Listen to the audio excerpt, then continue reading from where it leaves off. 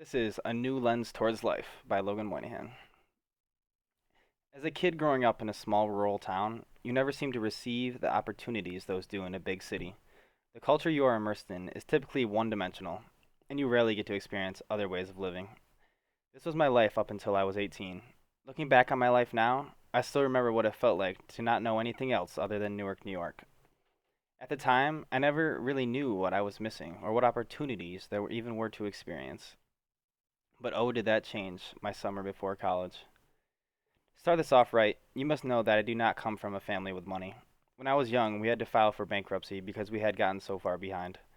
My father had never received a college degree, and that's not to knock him in any way. I think my father is one of the smartest people I know. He just never had that motivation to keep going with school, and grew up in a time where probably only half high school graduates continue to college.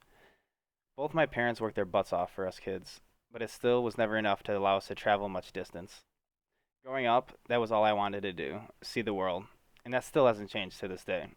My first experience across the Atlantic Ocean came from my brother. At my high school graduation party, which was the best party of the year and in my eyes ever, my brother had announced he had purchased tickets to Barcelona for him and I to take a trip for 10 days. I can still feel my exact emotions thinking back on it now. I was overwhelmed with excitement and joy, and at the same time, a little scared because I knew I would not be able to communicate it all once we had arrived. Even before this trip, never in my life had I been to a big city. The biggest city I had been to was Rochester, New York. I had no idea what was to come, but I did know one thing: I am going to Barcelona. I had been on a plane before, but not for 7 hours. That was a long, exhausting ride. I get tired and droopy just thinking about it. When we landed, I can't even begin to describe my excitement. It was like I had won the lottery, tax free. We had no plans for any of the days we were going to be there, which is exactly how my brother and I like vacations, just going with the flow. Our mom is usually always planning every minute of the day, trying to jam pack everything at once. Not us. We were in Barcelona, and there was nothing holding us down. Upon first arrival, we knew we had to figure out sleeping arrangements first.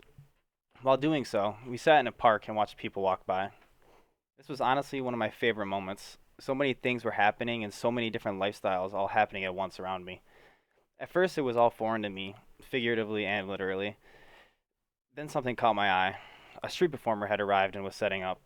He had nothing with him except for a large metal ring. I was so confused thinking about what he could possibly be doing with the huge piece of metal. Music started playing and my mind was blown. The guy had put himself inside the hoop and started rolling around the entire circle with it. He was walking in and out of it like the ring was an extension of his body. At this point, there was a huge crowd gathering, and they had all stopped to watch this guy perform. After his performance was over, everyone clapped, and his bucket for tips filled almost immediately. I sat there in almost disbelief. This was no small bucket. It was probably a 5 gallon tub, like the ones you put drinks in at parties. I thought to myself, how does someone make all of this just by showing up to the street and walking in and out of a hoop? I had never seen a street performer in person before, and I had thought that it was typically a homeless person trying to make some cash. Not this guy. He was a real artist, and you could tell he loved what he was doing and had no care in the world where he was doing it at. This event had really given me a different perspective about how some people live. And then I forgot all about the street performer because some man came running down the park, grabbed a tourist bag, and took off. I kid you not 5 minutes earlier, my brother had told me to put my backpack between my legs, otherwise, a looter would come by and swipe it. I had called bullshit on him at the time. Glad I still listened. That night, my brother had a surprise for me.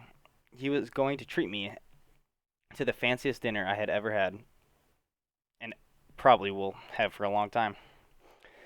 I love food. My goal in life is to travel and eat.